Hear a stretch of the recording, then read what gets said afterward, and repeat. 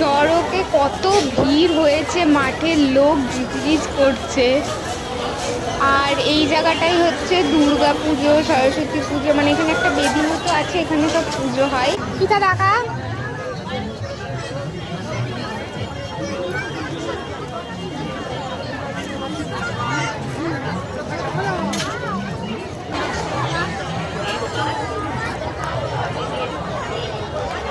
তো আমরা এখন মেলায় ফুচকা খাবো।